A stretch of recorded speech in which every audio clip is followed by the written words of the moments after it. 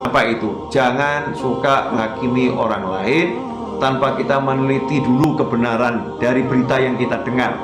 Jangan mendengar dari orang-orang kemudian menghakimi orang lain. Datangi yang bersangkutan, tanya langsung ya, dan minta penjelasan apa maksudnya. Tabayyun, sehingga tidak terjadi salah paham dan kita tidak rugi. Ya, kita tidak rugi. Ibn Athaillah, karena beliau tidak ada kesombongan dalam hatinya, ya, karena ada insaf, ya, hatinya itu juga mau belajar dari orang lain. Beliau pun mendatangi dengan gentle orang yang beliau benci, orang yang beliau musuhi ajarannya. Nah, saat mendengar langsung ternyata ajarannya benar, ya, ajarannya betul, nggak salah, beliau pun menjadi muridnya, bahkan melamar menjadi muridnya. Ibnu Athaillah pun akhirnya menjadi murid kesayangan Abu Abbas Al-Mursi.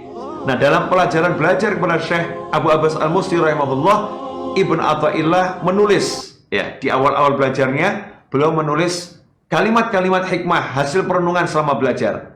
Kalimat-kalimat hikmah itu beliau tulis di lembaran-lembaran kertas, kemudian beliau sodorkan kepada gurunya. Guru, saya menulis ini. Gurunya pun membaca.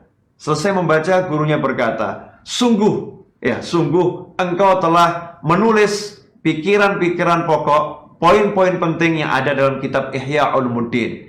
Dan lembaran-lembaran itulah yang saat ini akan kita pelajari, yang kita kenal dengan kitab Al-Hikam.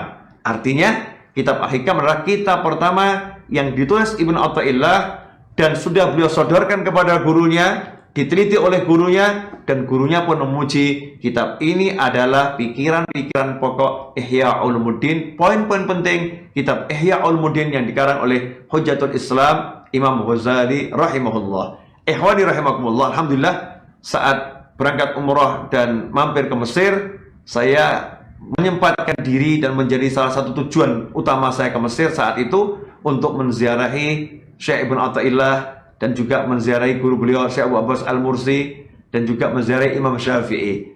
Kalau ada kesempatan berangkat ke Mesir, selain kita membaca kitabnya, kita juga datangi beliau di pemakamannya, di tempat peristirahatannya, agar kita diakui murid dan kita kelak mendapatkan syafaatnya. Ikhwani rahimakumullah, insyaallah, ya, walaupun sedikit demi sedikit, insyaallah bersama-sama kita bisa menghatamkannya. Jangan lupa terus belajar kitab Al-Hikam bersama saya.